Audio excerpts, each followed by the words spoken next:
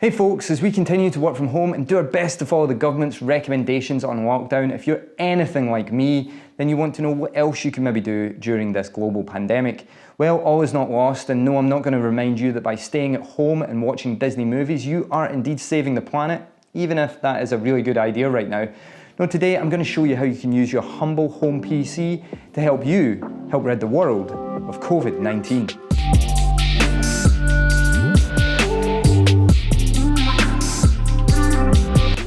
Way back in the late 90s, a group of medical researchers worked out that in order to solve some of the big protein folding problems they were working on any time in the next decade, they were going to need access to some serious computing power.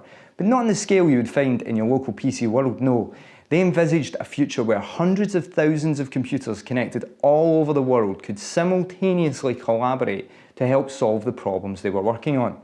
Folding at Home was born. Today, the Folding at Home team, based in the Washington University and the St. Louis School of Medicine under the awesome directorship of Dr. Greg Bowman, oversee a network that has become the world's largest supercomputer.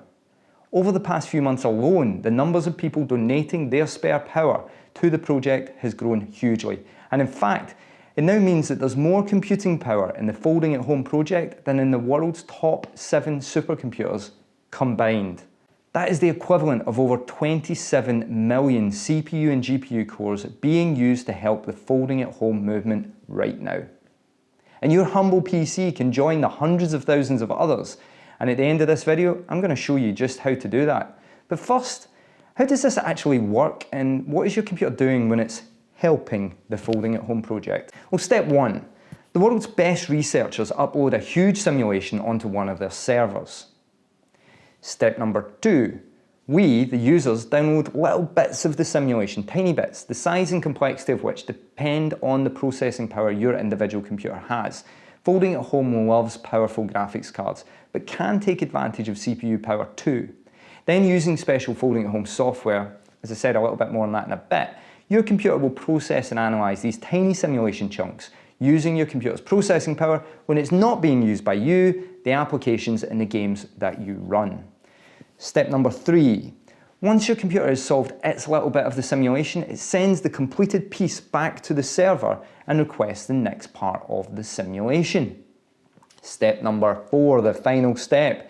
Once enough computers send back all the completed bits of the puzzle, the medical researchers at Folding at Home project get the answer to their question. In short, this distributed computing model is allowing scientists to find cures to diseases faster than ever before, and now they're asking for everyone's help with COVID-19. Okay, so you're cool with donating your spare computer power, but what exactly is a protein, and why do medical researchers need to model or fold them to find solutions? Well, proteins are required for the structure, function and regulation of your body's cells, tissues and organs. Each protein has unique functions, and proteins are the essential building blocks of our muscles, our skin, our bones, the body as a whole. Example proteins include whole classes of important molecules, among them enzymes, hormones and antibodies.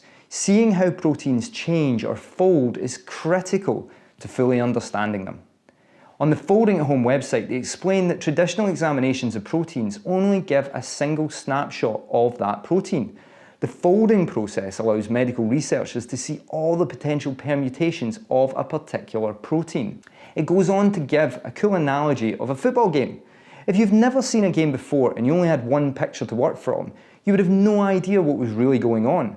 But if you got to watch the full game, you would likely mostly understand it by the end. The Folding at Home project allows researchers to collect all the folding or shape possibilities within a protein, and that is needed to be able to help spot potential therapeutic methods in order to create cures for things like COVID-19.